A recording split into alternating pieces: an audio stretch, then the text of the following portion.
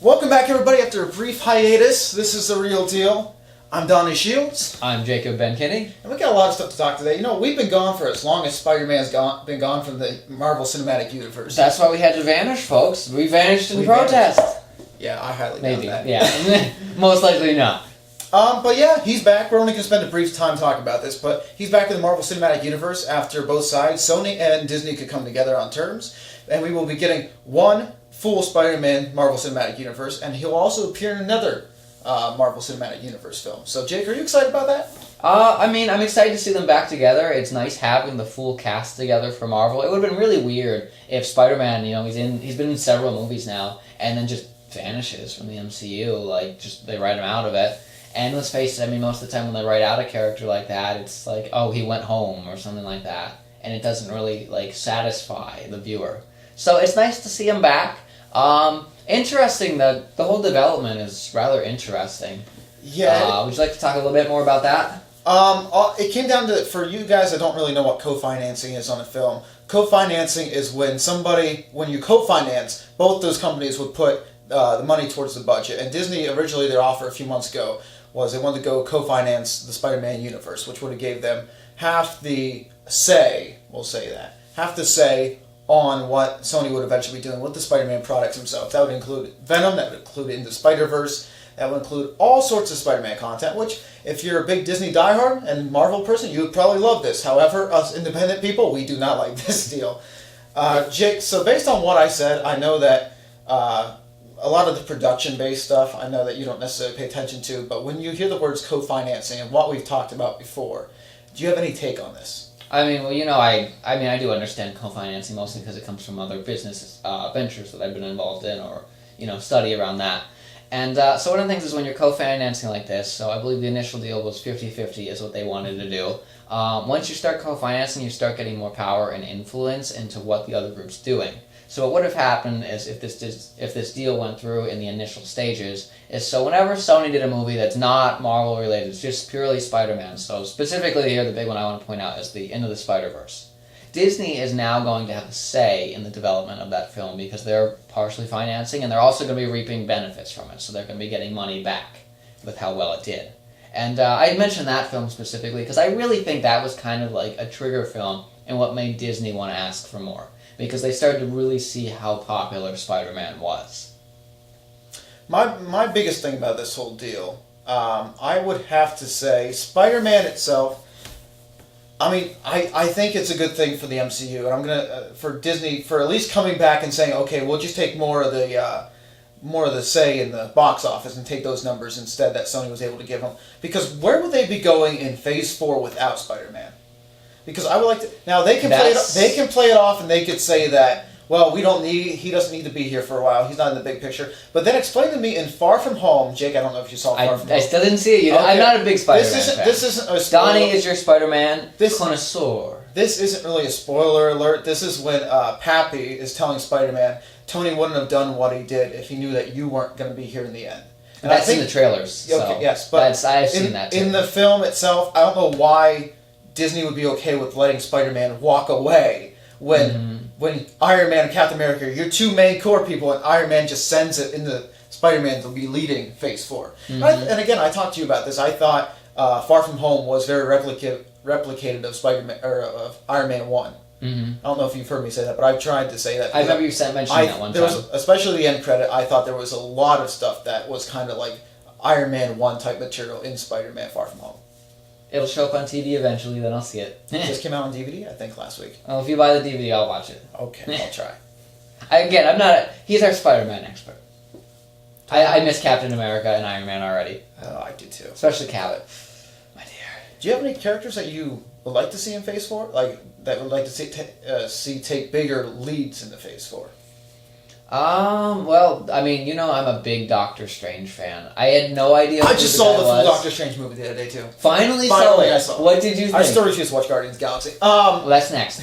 That's next. One at a time, folks. One at a time. Doctor Strange. I still stand to what I said before.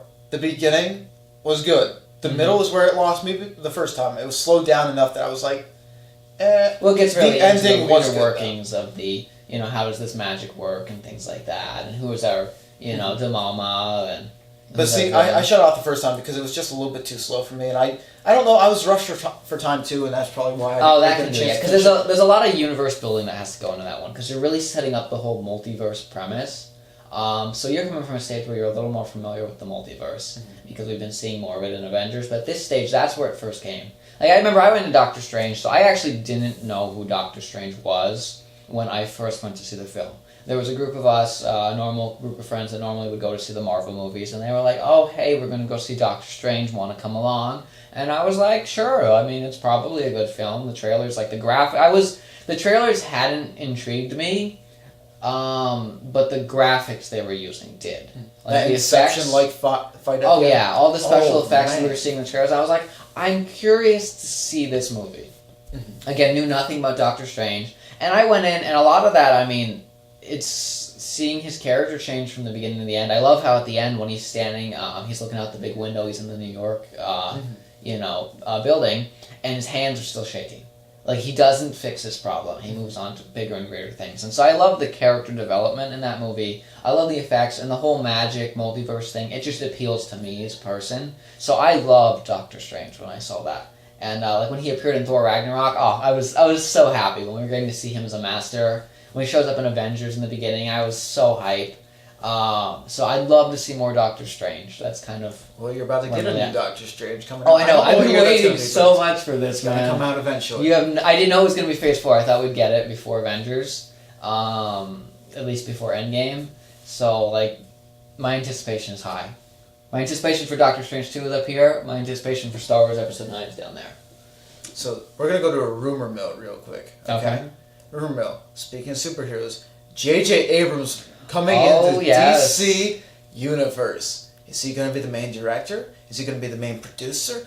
We don't know. Jake, do you got any insight, or have you been reading anything on this? So what's your opinion? When I heard this, I thought this is a very interesting development. Like, I wouldn't have expected JJ to end up over on the DC side, considering he's currently already working for Disney under the Star Wars films. So he's got Episode 7, and he's now doing Episode 9.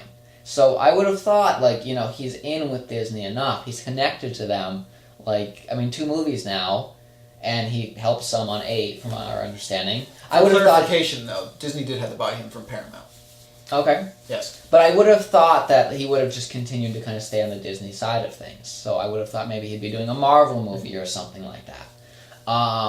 As for him going over to DC, you know what? I think this is, like, it's a very interesting move, and I'm kind of optimistic about it, I'm not going to lie. So I'm not really an Episode 7 fan, but I think where JJ kind of specializes in things is, I think he's kind of a fan film producer, really. He's kind of a glorified fan film producer.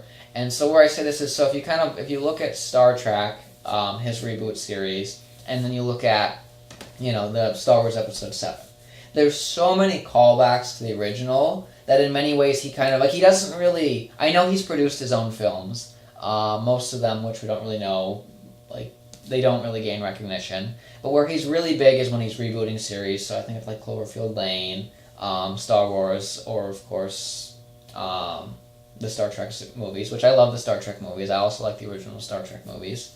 I think where he's good at, he's kind of taking that original stuff that, like, fans like, and sort of making, like, a fan fiction of it. And so I don't think that works for Star Wars because we wanted new content, like we wanted something new and exciting, not more of the same. I think it worked for Star Trek because they like having more familiarity. And I think in DC what they need is sort of a core reboot that's like an exciting fan fiction to kind of get things rolling. And I think he could do that. So I'm curious to see what happens. It's hard not to bring up Star Wars in the show, but we're going to have some... Especially once JJ... We're going to have some Star Wars talk coming up later, too, so you just hang in there. Stay tuned, Stay folks. tuned for my rant. Anyways. Ooh. But not yet. So my take on this, I think JJ's going to do a good job. I think I second what you say. I think he is a good, not only independent filmmaker, but he is a good person that makes all these fan-type films. Mm-hmm. My biggest concern, though, okay... You see Birds of Prey get ready to come out in theaters. That's going to take place in DC Universe. You just had Aquaman being very successful. You just had Shazam lighting up the box office. And my question is, why wouldn't you bring somebody in this high of power before you made these crucial decisions like the Ben Affleck Batmans of the world and stuff. You needed somebody to have this good, strong base that's going to be like the Kevin Feige of the Marvel Cinematic Universe. To lay things, or to the Russo brothers, you needed the whole team together before you decided, well, maybe this isn't a good idea after this and try to bring in somebody new. Yeah, no, that's a good point, because so DC had a very, I mean, I guess we could say they had a strong start with the Dark Knight, because that would be the beginning of their current timeline, if I'm not mistaken. He is our DC expert, by the way, though you should already know that by now. Dark Knight started really strong, Man of Steel, yeah. And then they kind of had that little flop wave there, like Batman versus Superman and stuff like that. But then with Wonder Woman, they started coming back, and Aquaman did good, and Shazam did pretty good. Suicide Squad certainly did not. But they're making a second one. Yeah, no, I think the second one. James Gunn's going to I think he'll do a good job. I really think Suicide Squad 2 is going to be very good. Now, you know how much I don't watch Guardians of the Galaxy, and I hate the idea of Guardians of the Galaxy, but I will give credit to... Someday you'll watch it. James Gunn still is a good filmmaker. But like that's a good point you make, though, is because DC, so they took a while to kind of find their footing and kind of decide what kind of, world they wanted to build. What kind of tone does it want to have? Like Marvel, we know for kind of being serious, but also having a lot of funny moments. DC is darker, and it kind of took them a while to find their pacing, so to speak, find their style. And I think that's a good point. They have found their style now, or at least they seem to. Their last couple movies have done pretty well, and they're kind of in a good pacing of things. So will bringing JJ in to reinvent that, disrupt that flow? Will it become too much like a Marvel movie? Will it become too much of a fan film that it has the complete opposite effect? Who knows? Only time's going to tell us that. And one thing I forgot to mention, too, while you were on that list of movies, we forgot about Joker coming out. Joker's now out in theaters, which I'm going to see this week, too. But I remember you said I'm surprised you didn't get to see it this weekend, because I know you were planning to go on Friday. There's just so many things that came up. It's a busy time of year. It really is. Fall's always wild. I mean, really, I think the next premiere I'm going to go see, I'm not missing episode 9 for Star Wars. Mm-hmm. But yeah, off topic though, Joker is out this week. Of course, it just came out last week, I should say. But where does that tie into all this? That's what I'm so confused by. I saw that and I was like, wait, another Joker? Because we've got 3 of them now. We've got the Batman, the Dark Knight Rising one. Or is that one just Dark Knight? Wait, I gotta think for a second there. It's just the Batman Begins. That's what I think. Yeah, it's the second one. I was like, wait, no, Batman Begins. Dark Knight, the first one. Dark Knight Rises. Yeah. Okay, well, regardless, so second one in the trilogy there. So that Joker, I mean, you can't beat Heath Ledger. No. You can't beat it. But so they tried to reboot the Joker with Suicide Squad. Okay, so now there's, I guess, 2 Jokers, but that's the main Joker now, is who we're going to roll with. So which Joker is this? This is Joaquin Phoenix. This is Joaquin Phoenix playing the Joker. Well, yeah, not actors, but who is, where does this Joker fit in? That is a good question. I will let you know as soon as I see the movie. But what the early speculation was on this film was, it has Batman's father in it. Now, the speculation, there's comic books that say and say not whether the Joker actually kills Batman's dad in that alley scene. Which would be why Batman has a connection with the Joker and all these things. Mm-hmm. Again, that's rewritten and... I've always heard it wasn't. I've always heard someone else. But I guess, there's so many different views. They've redone...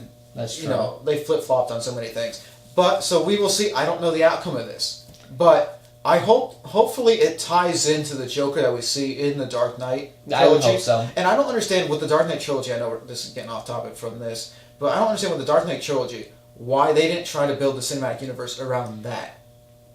Because I thought that was a good starting point. Because that really pulled people into this. Think of how many people that became Batman fans who would never have been, you never would have guessed as a superhero fan at all, right? Who became Batman fans after those movies. They were fabulous movies. They were awesome. And DC, they did so well right in the beginning there. And then they couldn't hold that momentum.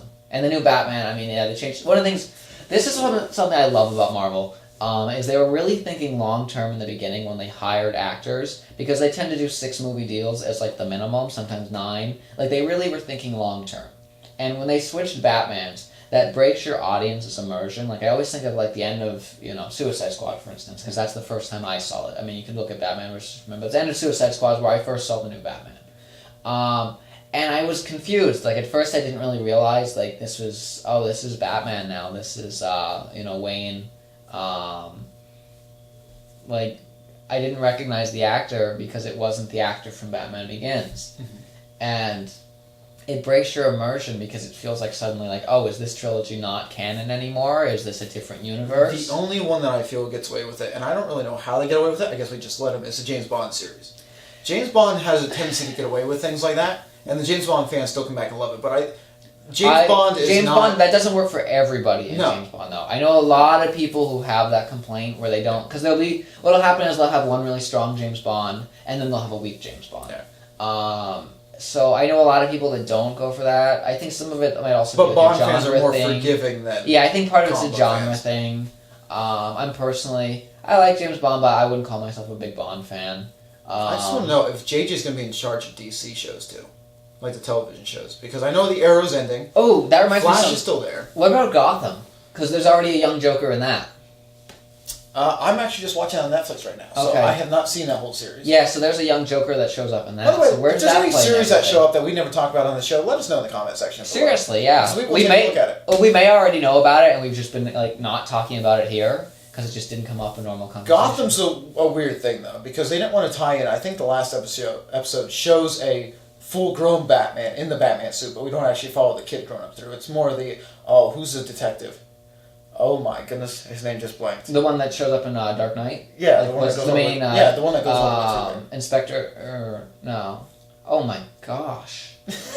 I mean, this is. I'm even starting the series and I forget. This is worse for you because you're the DC expert. I haven't seen the. Yeah, but that's who it follows. Gordon. Yeah. Yes. Officer Gordon. Inspector Gordon. Officer Gordon. Officer Gordon. One of them. Yeah. But yeah, I am so sorry, audience. Yo, on a side note though, you'll appreciate this because it is DC related. So I'm reconnecting with my childhood. I found, so we got that new receiver, and it has the on demand. It has the old Teen Titans show. Does it really? On demand. When I saw that, I got so hyped because I grew up with the original Teen Titans, and I'm starting to rewatch like my way through it, and I'm like, oh, just so much great. Do they have the original nostalgia. Justice League cartoon on there too? Well, I'd have to look. Try to find that. We'll have to look. We can, we'll take a look at some point. But I found the Teen Titans because that was the one I watched, and I was just like, "Oh yes, it's so good." And I'm rewatching now. I'm like, "Wow, this is so much better than any cartoons that are coming out now that I see." I think their current thing is they have that Teen Titans Go, which everyone has warned me away from. It's a total joke, apparently. But the OG Teen Titans, and I'm like, oh, this is good. Gotham is a little bit hard though because I believe that Gotham aired on Fox and not CW. Yeah, actually, I think so. But Batwoman is coming out though on CW. No, it might be on the CW actually, because I think it came out. It was on right before Agents of Shield. Because I know I have a whole bunch of DVR Agents of Shield was recordings. ABC. Then what was I watching on the CW? Because there was something, because I remember I was recording something, and it was picking up bits of Gotham. I was always getting like the last 3-4 minutes, and I was Did getting. you record anything on Fox at all? What are some other big shows? I'm trying to think, because I don't watch many shows, so. But either way, I do believe that was Fox before it ended. But CW with Arrow ending, The Flash is still going on, The Legends of Tomorrow, and we do have a Batwoman coming out this week. Okay. So that'll be interesting to see what's going to happen. But the main question is JJ going to be in control of all that? We don't know what his position is. We just know he's signed on. So this is a question that of course, this isn't breaking news or anything. This is just a speculation of what could potentially happen. Meanwhile, Jake's over there. I'm really like, because I know that, because I remember I would hear people talking about Gotham, and I'd be like, oh yeah, I know what happened, because I was just seeing the endings. So when I'd hear people talk about it, I'd be like, oh yeah, the Joker, yeah, I saw him show up.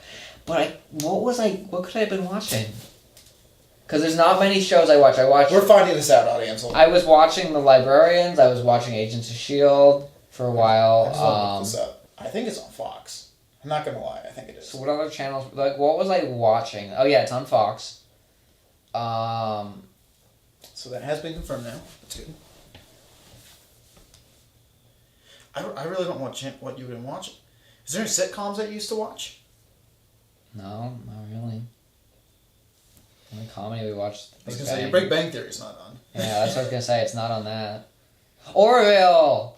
That's what it was. Orville. Okay. It's on. It was the Orville. That's a great show, by the way. That just got switched to Hulu. Are you kidding me? Hulu bought it. I don't know if Hulu bought it, but I got the rights to it, yes. So season 3 is not going to be on TV now. no, it'll be on Hulu. So you can thank Disney again because Hulu is owned by Disney. Got it. Anyway, I need to Google this now too, because that is like my main show right now. You can keep talking while I do this. Well, I can go into the Orville talk if you want me to. The reason why it's switching to Hulu was because it's not that Fox didn't want it back for a third season. Because I know they want it back because it's doing really good. They split ways because who's the main Seth MacFarlane. Seth MacFarlane. Him and Fox. It's not that they had a fallout, but he wanted to go a little bit darker with it, and Fox wouldn't allow him to go darker with it. Okay, as season 2 started going darker. Yeah. I'm surprised they wouldn't just let him do whatever because it was doing so good. But I do believe that's the case. Because I thought they renewed the 3rd season. Yeah, the Okay, Orville. Then it might be next. So this is May 13, 2019, so it's a little outdated. That's when Top Wings came out. The Orville returned for a 3rd season on Fox. Why would we... This is a weird comment. So the Orville returned for a 3rd season on Fox. Fox can thank the state of California, which helped keep the show afloat. That's very specific. And it says, they're renewed for a 3rd season. The Orville moves from Hulu to Hulu from Fox for season 3 in 2020. Okay. Why didn't you... Deadline and Variety magazine. So their Deadline's very accurate with most of the things it puts out. But yeah, now that we have a lot of internet searches on this... That upsets me, because I don't have Hulu, so... Like... Well, you can get it with a package deal with the Disney streaming service if you really want to get that, Jake. Yeah, that's... Let's not do that. Happening. I'm going to just find someone that has Hulu, and I'm just going to use their account. And find somebody who has a Disney streaming service, so when we have to use it to watch the Mandalorian when it comes out. This is, I switched, I typed Hulu into my search, and now it's confirmed. That is really upsetting. Like, so this is, okay, I'm not going to have the rant right now, but I'm going to give you a taste of the rant. One of the things that really frustrates me, and this is not exclusive to shows, but it also, carry this on to the gaming world. Exclusivity rights. When companies, specifically these streaming services or console platforms, so I think of Epic Games, I think of PS4 is really big on this right now. And they pay all this extra rights to the producer, so they get the game, a year earlier. They get these bonus modes, or a month earlier you're getting all the maps, or you're getting this show, you're taking it off of, people that had Fox, that's people who had cable and were watching that show. They can't watch that anymore unless they pay for Hulu. And the thing with that is so if you live in a rural area, you don't have good internet. I can't watch streaming shows because my internet cannot handle it. I don't have fast enough internet. I can do satellite TV, but I can't stream things. It's all blurry. I don't get to watch in HD. I don't want to do that if I don't have to. And when they buy these exclusive deals, it cuts off people that are fans of this show. I'm a big Orville fan, and now I can't watch the Orville unless I borrow someone's passcode and then watch it in blurry color. The other thing that I think of is the exclusivity deals. So Epic Games, who's they're trying to get in on the PC market. They're really competing with Steam and everybody else that's already there. Who's kind of coexisted peacefully. And what they're doing is they're trying to buy a lot of exclusive games. They try to do the Outer Worlds. And what it is so they get this game, it's either just entirely to their service, so you have to make an Epic account to play this game, which means you can't have all your games in a nice library, which is easy to access. There's also questionable things about their privacy and stuff like that. And then the other one that's kind of was on my mind is because the Outer Worlds got me irritated because there was rumors it was going to be exclusive to Epic Games for the first year, and you couldn't get it on anything else. The other one is PS4 consoles, so you think of your God of Wars. Lately they have one. The Call of Duties, they're always on both things, but they get their zombie maps a week early right now. With Black Ops 3, it was a month early. I'm a Zombies fan. That's the only thing I play Call of Duty for. But your Modern Warfare, they have a survival mode coming out, which I wasn't going to buy Modern Warfare anyway, but if I did, I would play the survival mode in it, because I do like survival modes. And if you're on PS4, you get the survival mode at launch. If you're not on PS4, you have to wait a full year before you can get the survival mode on your console or PC. Are you kidding me? Are you kidding me? It's exclusivity deals. I understand that the producer makes a ton of money, but it's ruining a lot of these industries. you can't have a common conversation with people, like, because everyone has. I mean, not everyone gets all of the streaming services. I know some people, they have Hulu, they have Netflix. They're gonna buy Disney Plus. They get them all. Amazon Prime. But a lot of other people, they just pick one of them. And so, like, I remember when I was younger, there used to be this sort of, like, there would be a big show on. And everybody knew about this show. It'd be in multiple places. And so you could go up to, like, almost anybody on the street and be like, yo, did you watch this show? As a kid for a while, it was Teen Titans. Yo, did you see the latest episode of Teen Titans? And you could form that common bond with people. Now, you can't do that because everyone has to watch their own shows, and they're limited out of shows they would like. Like, they're boxed out of these. So now the Orville, I used to talk to a lot of people about Orville. A lot of us, probably a half to 3/4 of us, aren't going to be able to watch it now. And either because we have bad internet or just because we don't have Hulu. Because, I mean, let's face it, most of us aren't buying Hulu. Most people buy Netflix or they use Amazon Prime. It makes me sad, man. Eventually, one of these days, right it'll be the same thing. You know, all these companies split up, and eventually, one day they'll have to get back together because they can't manage. You have your whole category again. Or what will happen is a lot of these shows are going to die in the way, though. Oh, they will. I mean, how much? They're not going to survive it. How much are we going to lose when this happens? A lot. Mm-hmm. You lose a lot of good content, a lot of good shows, but I know Netflix was smart. They started doing their own original content instead of if relying they on didn't do that, they would be screwed. Especially, Disney Plus, with Disney moving like this. Because let's face it, I mean, Disney, they have a lot of great content. Heck, HBO got screwed mostly because of their writers. But after Game of That's Thrones, another one. Boom! HBO, another thing about that. So you can't get there if you have Dish Network. So if you do satellite TV, a lot of people, of course, don't do satellite TV anymore, but still a lot of people have satellite TV. If you have Dish Network, you cannot get HBO. You used to have HBO. That's actually why we were moving all those things from the receiver, because we wanted to try and save the HBO things, which were commercial free. But HBO, so there was a deal, and now HBO is exclusive to DirecTV. It's not even DirecTV anymore because AT&T bought out DirecTV. So well, yeah, that's part of what happened. Is so. It was a big mess up because Dish was with Verizon for a while, get NFL Network right now. You know how big I am in sports? Mm-hmm. Can't even get NFL Network right now. Oh, they're all locked down behind things. Well, yeah, because AT&T, when they bought DirecTV, only DirecTV had mutual relationship with the NFL. AT&T doesn't have that, so. Didn't they lose? I remember the guy was telling me, he's like, oh yeah, you get he's like, yeah, well, you lost HBO, but you get all these sport packages still. And I'm not a sports fan, so I was like, I want my HBO back. But didn't they also lose Fox News for a time or something like that? I don't believe that's the case. No, or someone we still have that. Someone said, but maybe it was actually maybe it got censored by hospital, because I remember someone an older relative of mine was complaining about that, and I was like, news censorship, like exclusiveship, that is, no matter what side you're on, that is scary. Well, that's a topic for a topic for another day, but that'll be another thing. It's scary and it'll happen in the future. Because I thought you lost that channel. I thought that was a DirecTV. That must be someone else then. Maybe it was cable or something. Disney owns Fox. Okay, because someone lost that. It might have just been actually the hospital censoring it. You know, I feel like can we go right into this next rant, please? While we got time here. Okay, folks. We're talking about what's Star coming. Wars Episode 9. Let's go. Jake, I'm going to start off with asking you a question first, though.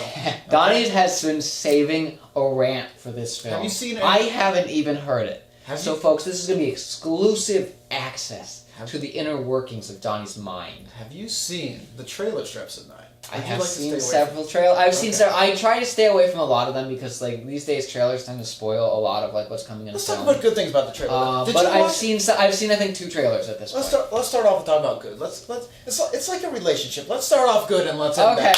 All right. So good thing. Good thing. The trailer. Lando's back. Lando's back. They're probably gonna kill him, but Lando's back. He's got a sidekick now. It seems like in the movie. Is this not a robot? No, because there's that girl in the cockpit with him. She's a new character. Okay. Yeah, because I don't recognize her. For a second, I thought she was Rose, but she's not Rose. I'm guessing I feel like maybe it's a daughter, or they have a relationship of some sort. Okay. Which I'm kind of whatever. You know, I really would have loved to see Lando just come back, like guns blazing. Well, Lando's a boss, so I appreciate Lando. I'm hoping they don't undermine him though. No, I hope not either. Because I mean, who doesn't love Lando? You know. He was great in Solo. Donald Glover did a fantastic job. The visuals look nice, so again, J.J. Abrams does a good job. You know what He's reminded good me at of? visuals. Did you see the one trailer where on the water, like there was like a water like battle that was going on, and they were rocking on this thing? It reminded me of Revenge of the Sith moment when they A were little all, bit. like, That's probably what he's been trying to call back. It's the third one, yeah. so It is the third one. they can't call back to the 6 anymore. Well, they probably will still try and call back to 6. Well, but I'm glad they officially like the prequels now. he needs to copy a movie, so. So other good things about the trailer. This might be a good or bad. It's good to hear Ian McDermott play Palpatine again. Yeah. Oh yes. I don't know how they're going to use it. We know how they used it in the original canon. We know how that happened. I don't know how Disney Star Wars is going to take it. So if you're not familiar with the original canon, Palpatine comes back as a series of clones. And they're clones of Palpatine. They don't hold up to his body really well, so he has to kind of keep moving from body to body. He ends up, Luke falls to the dark side for a little bit, but then Leia brings him back. And, it's pretty interesting, and it kind of fits with, like, especially since cloning becomes a big theme in Star Wars. It's really interesting, and I know when Palpatine first shows up, everyone's like, wow. Because before even they get to the clones, there's a segment where a couple of the royal guards, they have, like, Palpatine recordings, and they're pretending he's alive when he's really not, and so they sort of try to reorganize sort of a little bit of a Sith empire. And then Palpatine clones comes later on after that. But, yeah, I don't know what they're going to do now. Like, a part of me worries that, so this Palpatine is just going to be a holo recording, and it's going to be Saray goes into the Death Star, and she listens to some recordings of Palpatine. Maybe gets a little bit of corruption for 5 minutes. But it's not actually going to be Palpatine returning, which would be sad. At least it shouldn't be. If it is, we have another issue, I think. Just the way they handle it. But here's the thing. Okay, I want you guys online. I know you saw the picture of Darth. I'm not going to say Darth, but Dark Rey. Yeah. Did you see that? Fallen Rey, maybe. I'm going to tell you guys, don't believe that. I think she's going to fall for like 5 minutes or like 20 minutes or that something. can't be, like, why in the world? Why would that not have been shown in 8? That's one of the things is that was one of the initial fan theories for 8 is that she was going to go to the dark side in 8. Well, and I think that would have been a. Do you remember? We had to talk sat about in the theater and after the movie was over, we said there were so many things that looked edited out that the fans got right, and God forbid whether it was Rian Johnson or Disney or Kathleen Kennedy, I think they specifically saw the theories online. Yeah. Somebody guessed it and they're like, we can't have people guessing our films. Who cares if they guess the films? I think we might have even had the talk on the channel. If it follows, I don't remember. Yeah, I think we might have had it in an early then episode. Then this rant will be for nothing. But if we had this, okay? If you had a good story, who cares if they guess if it's right? If anything, in some ways it's better because it means you really left the clues to lead them along. Yes! Episode 8 is the episode of fake outs. It's all about, hey, check this out. Oh, I'm just kidding. Oh, no. The best part about it was, and because like you sat like a few rows down from me because we had like 2 different crews. When we were in 7, we sat next to each other and we riled each other up, which was bad because we were like, Seven was a good experience though. I mean, the girl next to us had the lightsaber that couldn't turn the colors off, so she like hit it. She glowed the whole film. We were in. Yeah, well, we better give them. We gotta set the scene here. So the first time we went to see episode 7, we went on. I don't know if it was opening night or the second night, like the Friday. No, it was opening. Was it opening night? Okay. I can't remember which theater that was. That was down in Bloom. Was it? Yeah, it was the AMC. No, it was the AMC then. Because we went with Max and crew. Yeah, but I thought we went up there to Wilkesburg. That was the second year. That was Rogue One. Yeah, Rogue One we did. Rogue One. So the first one, we go to the theater. It doesn't matter where it's at. And this is the first Star Wars film in however years since Episode 3. 2015 or 2005. Yes. I knew there was 5. I just said 15. And so, I mean, we come with our lightsaber. Of course, the theaters told everyone no lightsabers, but no one listened to that. So we come with our lightsabers. There's people everywhere. There's Stormtroopers. There's Boba Fett. There's lots of Jedi and Sith. Everyone's got their lightsabers. We sit down in a row. We're up near the front of the theater. Not like one of the very front seats where you have to sit like this, but like a decent one because it was a pretty crowded theater. And we had a group of like 5 or 6 people or something like that. And we get in this row, and I'm sitting next to this one girl we don't know. Our whole row is filled. Everyone in our row is dressed like Jedi. And she's got this lightsaber. which it was a really nice looking lightsaber. It was on the special effects one, but she can't turn it off. There's no on and off switch. It's purely based on if the batteries are in it or not. And she screwed the batteries in, so she couldn't screw it back out while she was in the theater. So she has this lit up lightsaber. She just hides it in her legs. She just hides it in her legs. And I was like, I don't even care because we're all here having fun. We're all here just in costume, getting into it. Well, the movie started wasn't so much fun though. I mean, when it started though, everyone when the Star Wars came on screen, the theater lit up. I mean, we did that for.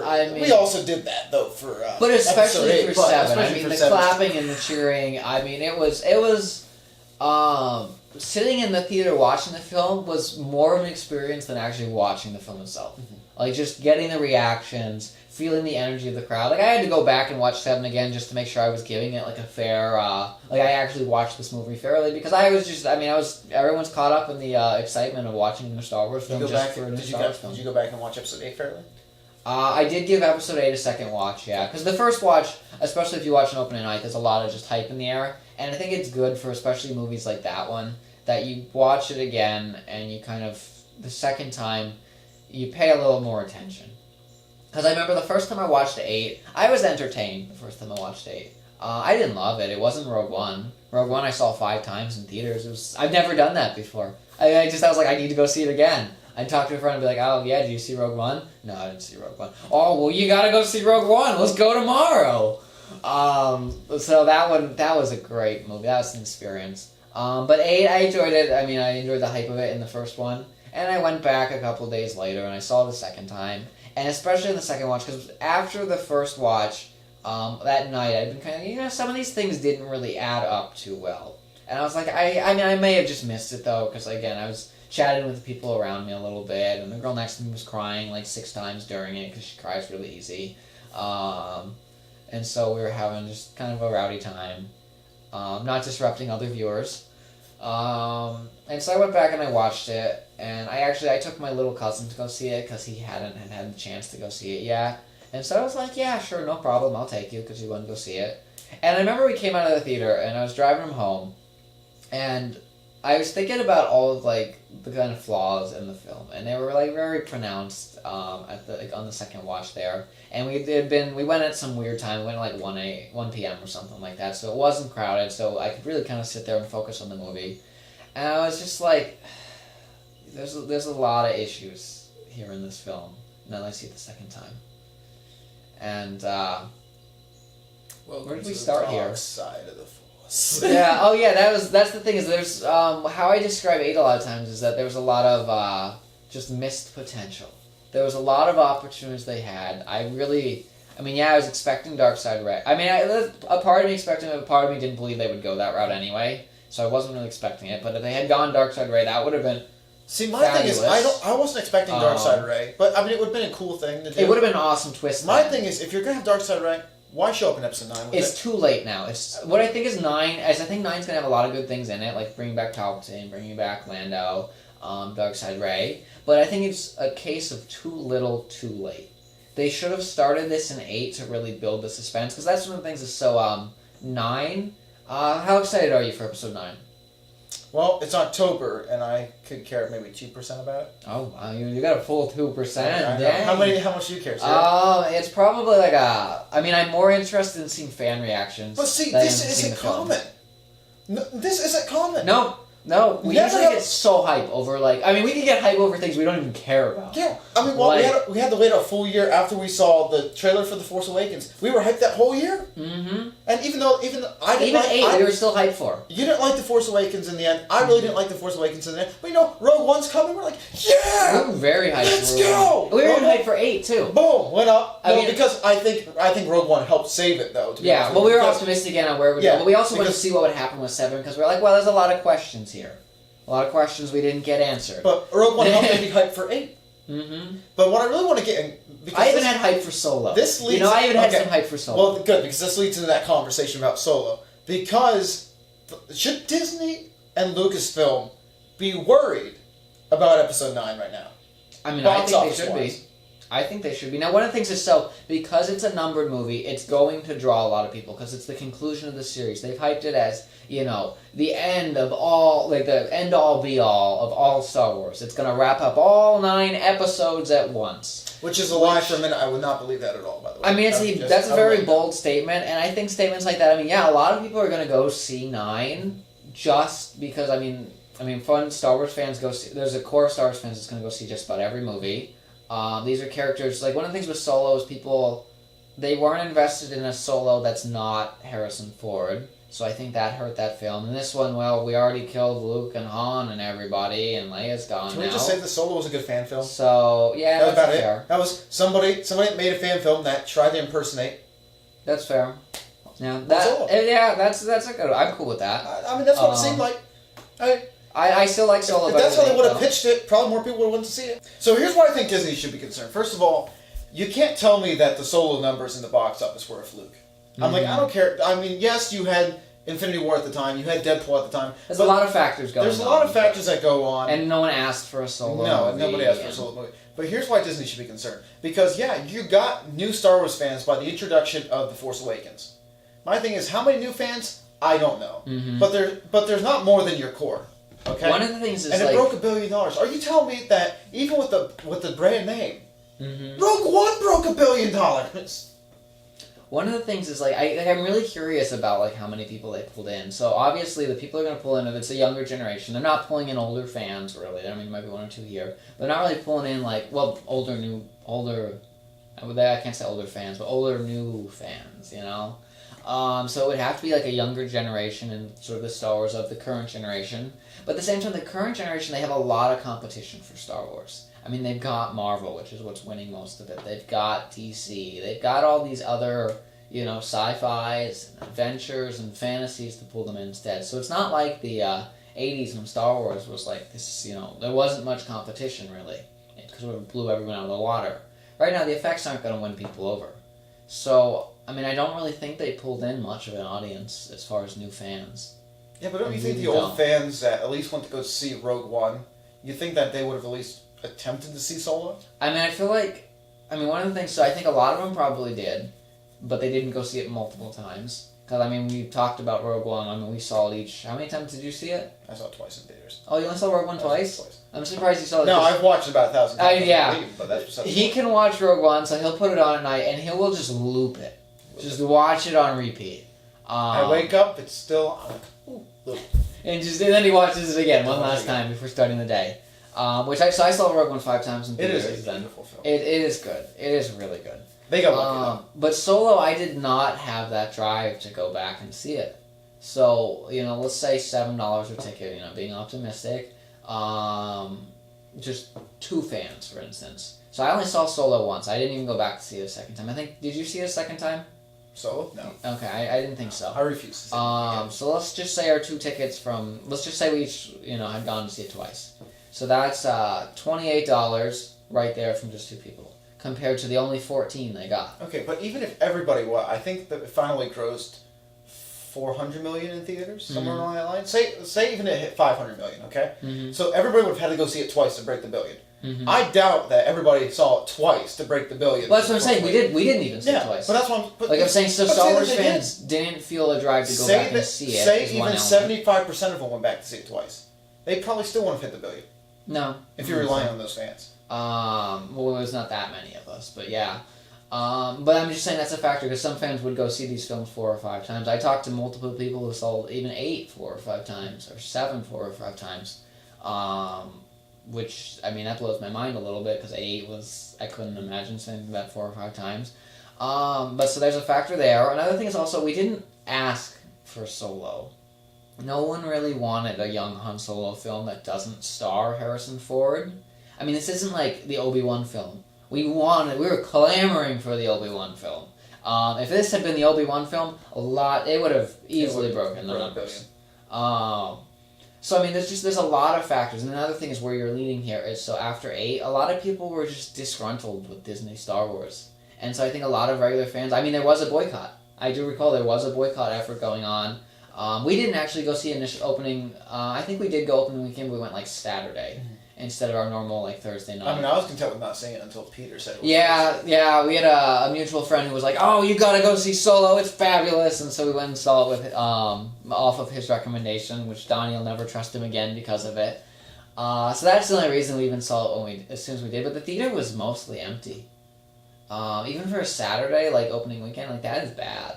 And I remember the boycott. I know I will say the cool thing about that film, though, is the people that were dressed up in the lobby. Yeah, that was better than the film itself. Yeah, so it was like a giant. Some guy was dressed as a wampa. Remember awesome. when they got there and they weren't all dressed up at first? Like they were only a couple. They kept coming out. They went to the bathroom. He just kept coming out. Like, where did they come from? It's like, what's gonna come next? Oh, there's an Imperial officer with a. Remember the remote control mouse droid? Yes. That was awesome. It was fabulous. Maybe I think I have a picture. We might have a picture to show. We might put a picture on screen for you to enjoy. Well, I hope you guys enjoyed today's episode. We had a lot to talk about because we have missed a few months. Yeah. And we always have a lot more Star Wars to talk about. We've got a lot of things to cover in hopefully the near future. Do you want to say anything about your about Peter on this? About trying to get him on here? He's willing whenever we get the chance. No, but do you want to tell the audience what maybe we can look forward to?